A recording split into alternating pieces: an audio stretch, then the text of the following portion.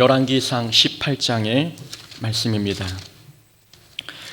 구약성경 열왕기상 18장입니다. 18장 41절부터 46절까지의 말씀입니다. 열왕기상 18장 41절부터 46절까지입니다. 구약성경 548페이지경에 있습니다. 제가 18장 41절 먼저 봉독합니다. 그리고 한 절씩 교독하겠습니다. 엘리야가 아합에게 이르되 올라가서 먹고 마시소서, 큰 빗소리가 있나이다.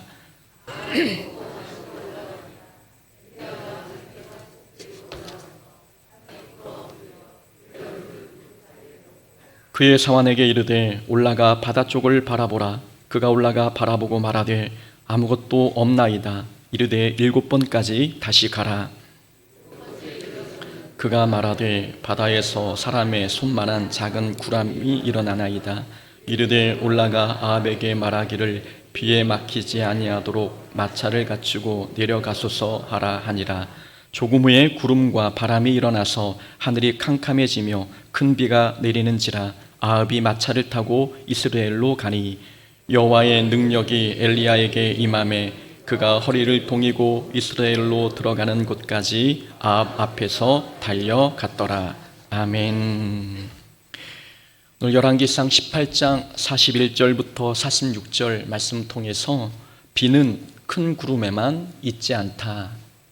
제목의 다요군요. 작은 구름이 큰 비를 몰고 온다라는 제목으로 말씀 함께 나눕니다. 2021년 7월에 비는 큰 구름에만 있지 않다라는 제목으로 칼럼을 썼습니다.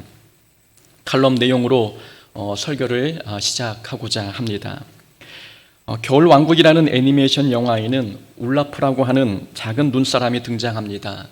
자기 몸이 눈임에도 불구하고 불 앞에 있으면 녹는지도 모르고 벽난로 앞에서 불을 쬐는 재미있는 캐릭터입니다. 영화 말미에서 주인공 엘사는 울라프가 여름에도 녹지 않도록 울라프만을 위한 작은 먹구름, 눈구름을 만들어 주었습니다. 그래서 울라프 머리 위에 항상 작은 눈구름이 떠 있었는데 이 눈구름은 울라프를 따라다니면서 눈을 뿌려 주었습니다. 이런 재미있는 애니메이션에 나올 법한 현상을 직접 목격한 적이 있었습니다. 호주 시드니에 살았을 때였지요. 하루는 어학원에서 수업을 마치고 집에 가던 중에 주변에서 물 뿌리는 소리가 들렸습니다. 소리가 들리는 쪽을 돌아보니 대여섯 평 정도의 크기의 작은 먹구름이 5층 건물 높이에 떠서 비를 뿌리고 있었습니다. 신기한 장면이었습니다. 날씨는 맑고 화창했는데 파란 하늘에 손바닥만한 작은 먹구름이 천천히 움직이면서 비를 내리고 있었습니다. 마치 만화의 한 장면 같았습니다. 더 신기한 것은 손바닥만한 작은 먹구름에서 엄청난 양의 비가 내렸다는 점입니다. 그 구름 아래에 있는 사람들이 홀딱 젖을 정도였으니 큰 비는 큰 구름에만 있는 것은 아니었습니다. 오늘 본문에서 엘리야는 하나님께 비를 내려달라고 기도하고 있습니다. 엘리야가 볼 때 지금이야말로 이스라엘의 가뭄을 종결지을 절호의 기회였습니다. 갈멜산에서의 기도 대결로 바알 선지자들이 사라졌고 백성들도 하나님의 살아계심을 경험한 상태였습니다. 죄가 떠나갔으니 이제는 은혜의 비를 맞을 차례였습니다. 그래서 엘리야는 머리를 무릎 사이에 놓고 하나님께 간절히 기도했습니다. 7번의 기도 끝에 드디어 지중해 바다 위로 손바닥만한 작은 구름이 떠올랐습니다. 간절하고 절박한 기도 끝에 나타난 결과가 손바닥만한 구름이었습니다. 만약 우리가 열심히 기도했는데 기도 후의 결과가 이렇게 작은 손바닥만한 구름이었다면 그것을 기도 결과, 기도 응답으로 우리는 받아들일 수 있겠습니까? 엘리야는 손바닥만한 구름을 보고 실망하지 않았습니다. 하나님께서 기도에 응답하신 거라면, 응답의 결과가 작은 손바닥만한 구름이라면 그 크기가 작든 크든 그것은 기적이라고 믿었습니다. 엘리야는 기도하는 사람이었기에 하나님께서 보내주신 결과가 작은 구름이어도 작은 구름을 통해서도 3년 6개월의 가뭄을 해결할 수 있다고 믿었습니다. 손바닥만한 구름은 비록 작지만 기도의 결과로 얻어진 선물이었기 때문입니다. 그래서 엘리야는 작은 구름을 보고 큰 비를 예상했습니다. 그래서 아합에게 말하기를 비에 막히지 아니하도록 마차를 갖추고 내려가소서라고 당부했습니다. 엘리야의 말대로 작은 구름이 큰 비를 몰고 왔고 이스라엘의 가뭄이 해갈되었습니다. 엘리야는 비록 작은 구름이지만 작은 구름이 큰 비를 몰고 올 것을 알았습니다. 우리는 여기에서 중요한 교훈을 얻습니다. 큰 부흥은 작은 변화를 통해 나타난다는 점입니다. 큰 비는 큰 구름에만 있지 않습니다. 구름이 작다고 해서 비의 양도 적은 게 아닌 것이지요. 이처럼 큰 부흥도 작은 변화를 통해 나타납니다. 사람들은 공동체가 부흥되려면 큰 변화가 일어나야 한다고 생각합니다. 그것도 맞는 말이지만 하나님 나라의 법칙은 작은 변화를 통해 큰 역사를 이루는 것입니다. 1907년 평양에서 시작한 기독교 대부흥 운동은 한 사람의 회개로 비롯된 것이었습니다. 한 사람이 변하자 교회가 변했고 나라가 바뀌었습니다. 18세기 영국의 부흥도 존 웨슬리라는 한 사람의 변화로 나타났습니다. 존 웨슬리는 35세의 변화를 받은 후 매일 말을 타고 100km를 이동하며 복음을 전했습니다. 당시 영국 런던은 6집 중 한 곳이 술집이었습니다. 6집 걸로 한 곳이 술집이었는데 웨슬리가 가는 곳마다 복음을 전하자 그 땅에 술집이 사라져버렸습니다. 큰 부흥은 한 사람의 작은 변화를 통해서도 일어나는 것이었습니다. 여러분, 우리 교회는 어떻습니까? 우리 교회의 작은 변화의 구름이 떠오르고 있습니까? 우리 개인의 신앙생활에는 어떤 변화가 나타나고 있습니까? 우리 교회가 큰 부흥을 경험하려면 개개인의 삶에 그리고 교회 공동체에 작은 변화가 나타나야 합니다.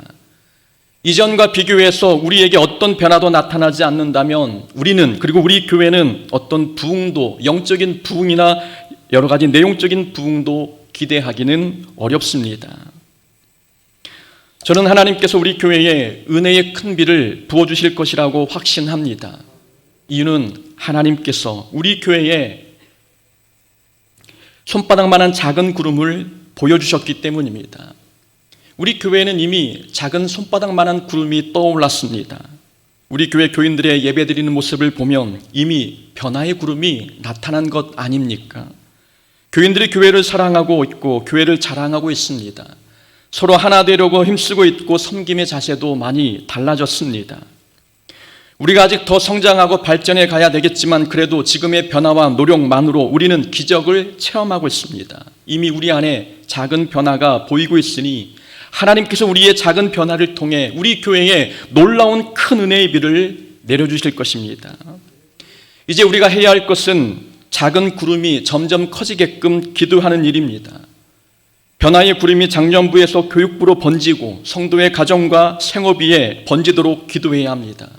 기도하지 않으면 어떤 변화도 어떤 부흥도 어떤 은혜도 경험할 수 없기 때문입니다. 자, 기도하지 않으면 변화를 경험하지 못합니다. 더 나아가 기도하지 않으면 하나님께서 보내주신 변화의 작은 구름을 하찮게 여깁니다. 기도한 사람은 손바닥만한 구름을 기적으로 봅니다. 그러나 기도하지 않는 사람은 손바닥만한 변화를 하찮게 여깁니다. 그래서 기도하지 않는 사람은 교회가 이것밖에 안 되냐고, 직분자가 이것밖에 하지 못하느냐고 변화의 폭이 적은 것에 대해서 비판합니다. 작은 변화가 기적으로, 적은 변화가 큰 부흥을 불러온다는 것을 기도하지 않으니 모르기 때문입니다. 그러나 기도하는 우리는 알고 있습니다. 어떤 분에게는 작은 변화가 기적이라는 것, 우리가 볼 때, 다른 사람이 볼 때는 아무런 변화도 나타나지 않은 것 같지만 기도하는 사람이 볼 때에는 저 사람의 작은 변화가 큰 기적임을 우리는 알고 있습니다. 어떤 분이 수요예배에 나오는 것, 그것은 기적입니다. 어떤 집사님이 기도하기 시작했다는 것도 기적이고 어떤 분이 주일 예배에 참여하기 시작했다는 것도 기적입니다. 기도하지 않은 사람에게는 별거 아닌 것처럼 보여도 이건 당연한 것이 아니라 기적인 것입니다. 기도하는 교회에, 기도하는 사람은 교회에 일어나고 있는 작은 변화들을 하찮게 여기지 않습니다. 하나님께서 은혜를 베푸시고 기적을 베푸신 결과라고 보는 것입니다. 우리 눈에, 우리 교회에 작은 변화가 일어나는 것이 보입니까? 그렇다면 손바닥만한 작은 구름이 우리 교회에 떠오른 것입니다. 하나님께서는 그 작은 변화를 통해서 우리 교회에 큰 부흥을 불러오게 하실 것입니다. 엘리야의 기도로 하늘문이 열리고 비가 내렸습니다. 3년 6개월 만에 내린 비였습니다. 내리는 비를 보고 누가 가장 기뻐했을까요? 엘리야였을까요? 아니면 북이스라엘의 왕 아합이 가장 기뻤을까요? 말하지 않아도 엘리야가 가장 기뻤다는 것, 기뻐할 수밖에 없다는 것, 우리는 그 답을 알고 있습니다. 이유는 이 내리는 비가 자신의 기도에 대한 응답이었기 때문입니다. 비는 엘리야도 맞았고 아합 왕도 맞았습니다. 그러나 같은 비를 맞아도 엘리야의 감정과 아합의 감정은 달랐습니다. 엘리야는 자기가 기도해서 은혜의 비를 맞는 것이었고, 아합이 맞는 비는 아무것도 하지 않았는데 엘리야 옆에 있다가 덤으로 비를 맞은 것입니다.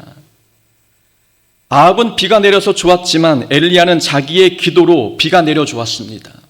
그냥 비도 좋은 것이지만 엘리야 입장에서는 이 비가 내 기도에 대한 하나님의 응답인 사실 자체가 더 기뻤던 것입니다.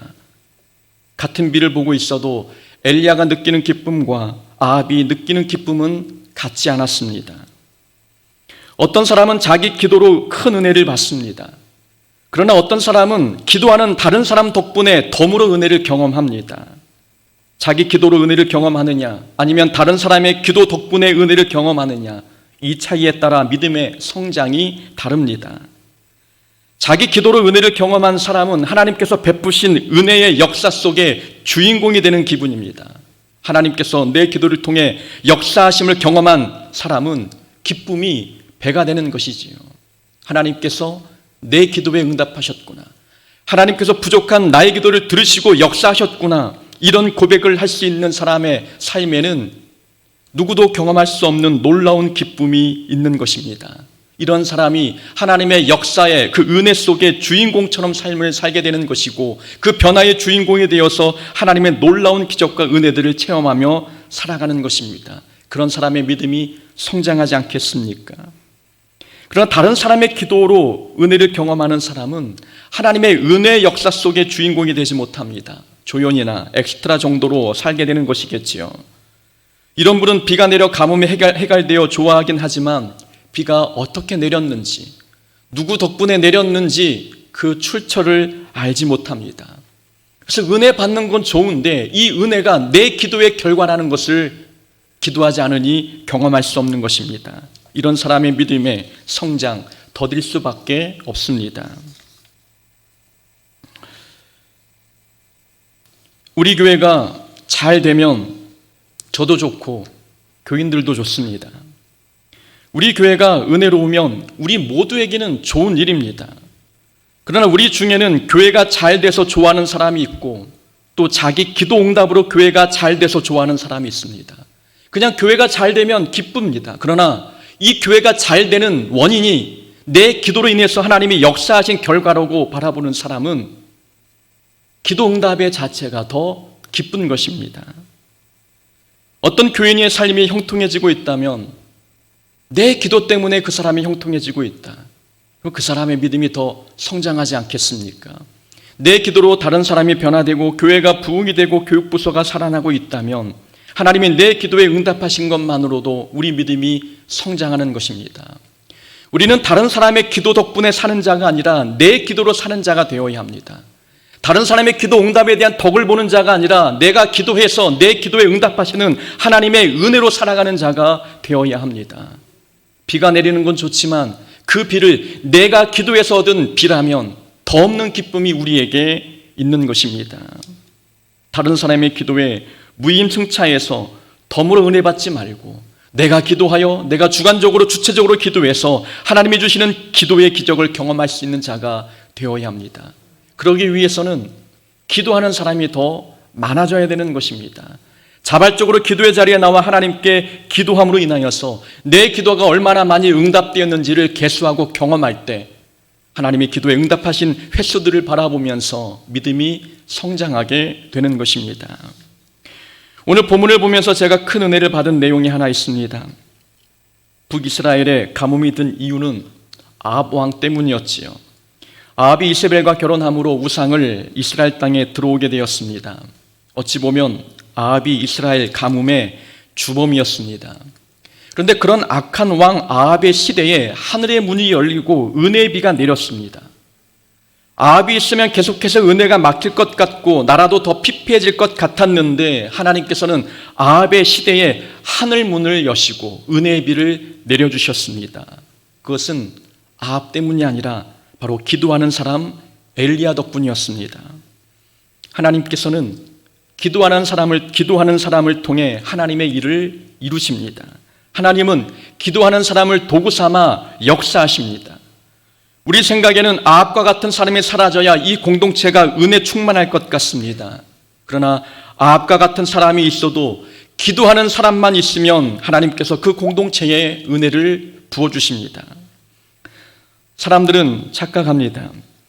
자기 교회에는 아합과 같은 사람이 많아서 은혜가 없다고 생각합니다. 그러나 그렇지 않습니다. 성경의 법칙으로 말하면 기도하는 사람이 없어서 은혜가 없는 것입니다. 소돔과 고모라가 멸망한 이유가 그 땅에 악인이 많아서였습니까? 그렇지 않습니다. 인구 밀도가 높은 번화한 도시에 의인 10명이 없어서 소돔과 고모라가 망한 것입니다. 교회의 가라지는 항상 존재합니다. 가라지가 있어서 교회가 힘든 게 아니라 기도하는 알곡이 없어서 교회가 힘든 것입니다. 가라지는 주님이 오시는 날까지 우리와 함께 공존합니다. 그러나 가라지보다 기도하는 알곡이 더 많으면 교회는 은혜 충만해지고 부흥할 수밖에 없습니다. 북이스라엘의 왕이 교체되지 않았습니다. 여전히 왕은 아합이었지만 기도하는 사람이 있었기에 아합이 왕이었음에도 불구하고 그 땅에 은혜의 비가 내려졌습니다. 누구 때문에 은혜가 안 된다. 누구 때문에 우리 교회가 성장하지 못한다. 올해는 이런 말이 우리 입에서 나오지 않도록 해야 합니다. 우리 교회에 아합과 같은 사람이 있어도 우리가 엘리야 같은 사람이 되면 됩니다. 은혜를 까먹는 사람이 있어도 기도하는 사람이 많으면 교회는 더 성장하고 은혜 충만해지는 것입니다. 하나님께서는 기도하는 사람을 통해 교회에 은혜를 부어주십니다. 엘리야의 귀에 큰 빗소리가 들렸습니다. 이제 우리 교회도 은혜의 빗소리가 들려야 합니다. 우리가 기도하기 시작했으니 하나님께서는 이제 우리 마음에, 우리 교회와 우리 가정 위에 큰 은혜의 비를 부어주실 것입니다. 오늘 우리가 기도할 때에 우리 마음에 손바닥만한 작은 변화가 일어나기를 원합니다. 그래서 그 작은 변화를 통해서 하나님께서 어떻게 우리를 은혜의 장중으로 이끌어 가실지 경험할 수 있는 시간이 되기를 원합니다. 우리가 기도하기 시작했으니 올 한 해는 우리 교회 안에 놀라운 은혜의 비가 뿌려질 것입니다. 그것을 사모하면서 오늘 하나님께 기도하여 하나님을 경험할 수 있는 복된 시간이 되어야 될 줄로 믿습니다. 아멘. 우리